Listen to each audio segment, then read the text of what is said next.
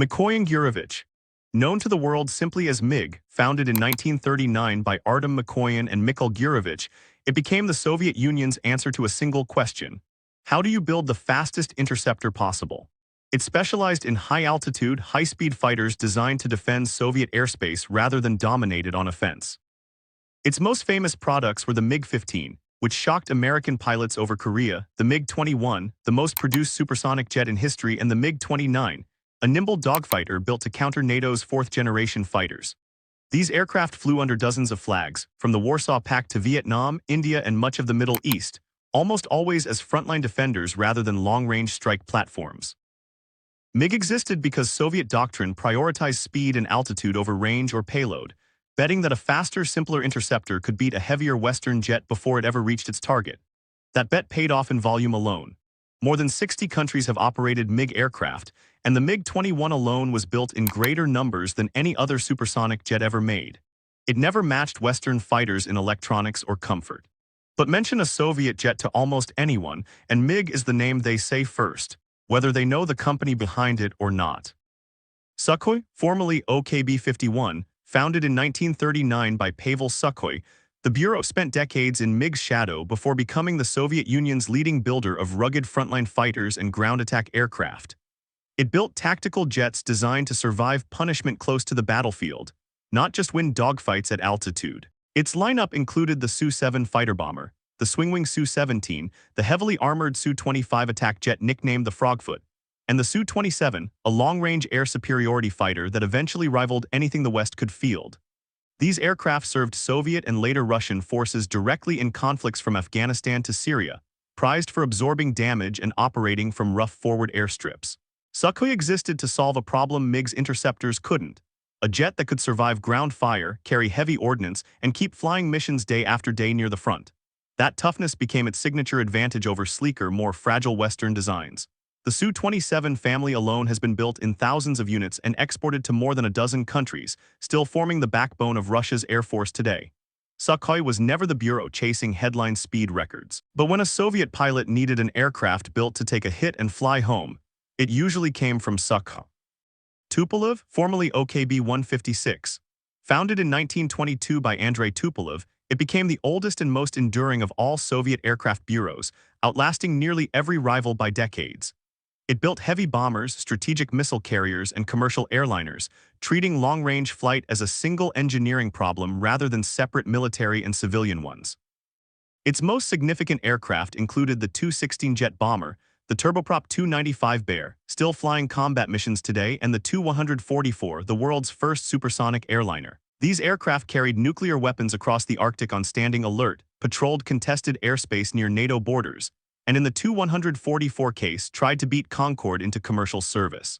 Tupolev existed because Soviet strategy needed aircraft that could reach targets across an ocean, not just across a border, and no other bureau matched its experience building large, long-endurance airframes. That advantage let it dominate strategic aviation for the entire Cold War.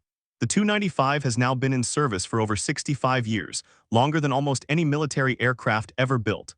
Tupolev never built the fastest fighter or the most agile jet. But when the Soviet Union needed something that could fly to the other side of the planet, Tupolev was the only bureau with the experience to build it. Yakovlev, formerly OKB-115. Led by Alexander Yakovlev starting in 1934, the Bureau became one of the most prolific fighter builders of the Second World War, producing aircraft valued for simplicity and mass output over raw performance. It built agile piston fighters during the war, most notably the Yak-3, then pushed into the jet age with the Yak-15, one of the Soviet Union's first operational jet fighters, and later experimented with vertical takeoff naval aircraft in the Yak-38. These aircraft armed Soviet frontline air regiments throughout WWII, and decades later, equipped Soviet aircraft carriers with a jet capable of landing in minimal deck space.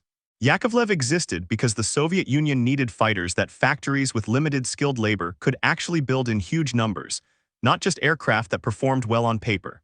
That focus on producibility let it outbuild more complex rivals when the war made speed of production a matter of survival. Tens of thousands of Yak fighters were built during WWII alone, making the line one of the most produced fighter families in history.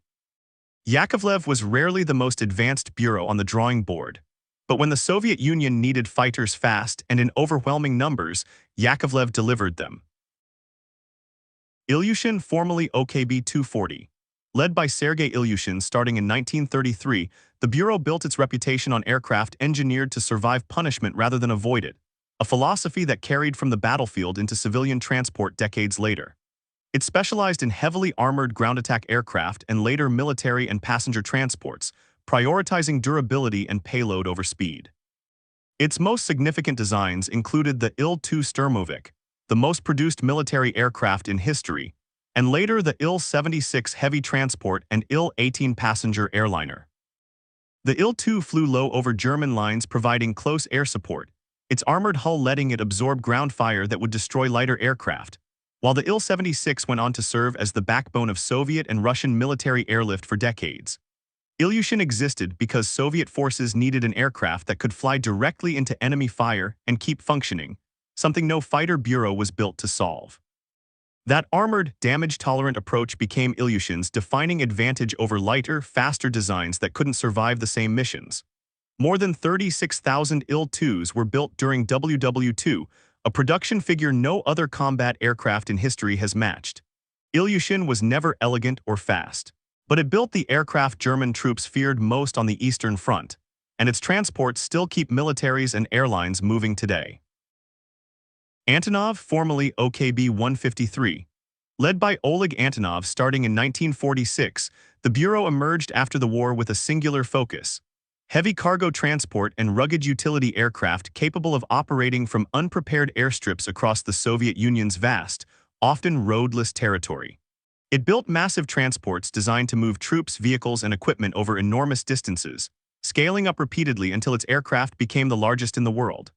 Its key designs included the An-12 military transport, the An-22, once the largest aircraft ever built, and later the An-124 and the one-of-a-kind An-225, designed to carry loads no other aircraft could lift. These aircraft moved Soviet military equipment across Siberia, Africa, and Eastern Europe, and later found civilian work hauling oversized industrial cargo that no other airline could transport. Antonov existed because a country spanning 11 time zones, with limited infrastructure needed aircraft that didn't depend on paved runways or conventional cargo limits to move heavy equipment anywhere it was needed.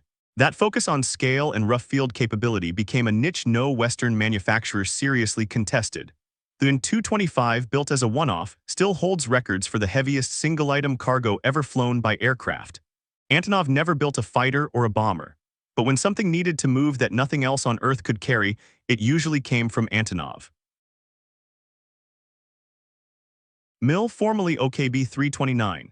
Led by Mikhail MiL, the Bureau became the Soviet Union's dominant helicopter manufacturer, building aircraft that ranged from battlefield transports to some of the most heavily armed attack helicopters ever produced. It specialized in conventional single-rotor helicopters designed for troop transport, heavy lift, and close air support, scaling from utility aircraft into dedicated gunships as combat needs evolved. Its most significant designs included the Mi-8, one of the most produced helicopters in history, and the Mi-24, an armored gunship capable of carrying troops while also attacking ground targets directly. These aircraft served in nearly every Soviet and Warsaw Pact military action from Afghanistan onward, valued for hauling troops into combat zones and providing armed support in the same mission. MiL existed because Soviet forces needed rotorcraft that could operate close to the front line without depending on airstrips, a capability fixed-wing bureaus couldn't provide. That combination of transport capacity and firepower made the Mi-24 unlike anything Western militaries fielded at the time. Over 17,000 Mi-8 variants have been built, making it one of the most produced helicopters ever made anywhere in the world. MiL never built a fixed-wing aircraft, but its helicopters carried Soviet troops into more conflicts than almost any other aircraft family in the country's history. Kamov, led by Nikolai Kamov, took a fundamentally different engineering approach from MiL, building coaxial rotor helicopters, aircraft with two counter-rotating rotors stacked on top of each other instead of a single rotor and tail rotor. This layout made its helicopters shorter and more compact, ideal for operating from the tight deck space of Soviet naval ships. Its key designs included the Ka-25 and the Ka-27, both purpose-built naval helicopters used for anti-submarine warfare and search and rescue from ships far out at sea.